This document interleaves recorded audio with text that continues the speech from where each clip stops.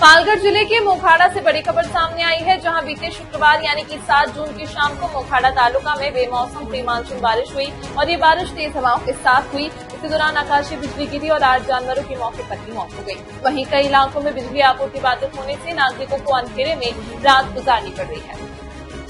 मोखाड़ा तालुका के भवाड़ी गांव में शुक्रवार 7 जून को शाम 5 बजे के बाद आंधी और बिजली गिरने के साथ मोखाड़ा में बारिश शुरू हो गई। तालुका के भवाड़ी के सकारिया नवशत सुनात के 3 बैल और 2 गाय, शिवराम जना सोरी के 1 बैल, संदीप सोनिया बघारी के 1 बैल और परशुराम महादू पेडर के 1 बैल की मौके पर ही मौत हो गई। ऐसे कुल 6 बैल और 2 गाय की मौके पर मौत हो गई। इसके चलते तालुक के कई हिस्सों में बिजली की आपूर्ति बाधित हुई। इसी बीच धान की खेती शुरू होने वाली है और यहाँ की किसानों की खेती इन्हीं कामधेनु पर निर्भर है। वहीं जानवरों की मौत से यहाँ के आदिवासी किसान हताश हो गए हैं। श्रमजीवी संगठन के मोखड़ा तालुका सचिव ईश्वर बम्बरे ने इन किसानों के लिए तत्काल मुआवजे की मांग की है। वहीं इस घटना की जानकारी मिलने पर मोखाड़ा के तहसीलदार मयूर खेंगले ने तलाठी और पशु चिकित्सा अधिकारी को घटनास्थल पर जाकर पंचनामा करने का आदेश दिया। इस संबंध में संबंधित कर्मचारियों ने पंचनामा बनाकर रिपोर्ट तहसीलदार कार्यालय में जमा कर दी है।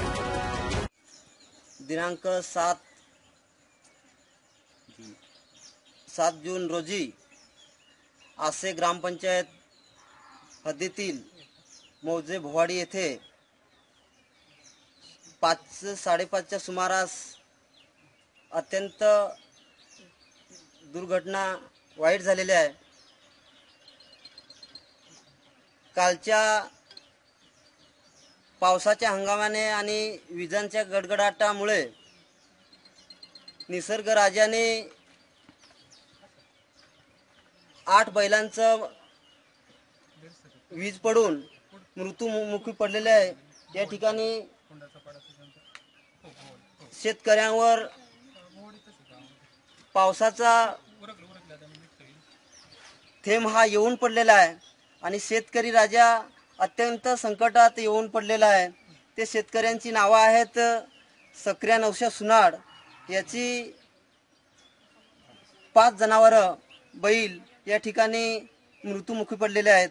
तसेच शिवराम जाना सोरे यांचं 1 बैल आणि संदीप सोन्या पाघारी यांचं 1 बैल, महादू नवशा पढेर यांचं 1 बैल अशी एकूण 8 जनावरं कालच्या विजांच्या गडगडामुळे मृत्युमुखी पडलेले आहेत। आता या ठिकाणी स्पॉटवर सर्व पशुवैद्यकीय अधिकारी, त्यांची पूर्ण टीम, तसेच मोरे मॅडम तलाठी, पोलीस कर्मचारी या ठिकाणी यांनी पंचनामा केलेला आहे।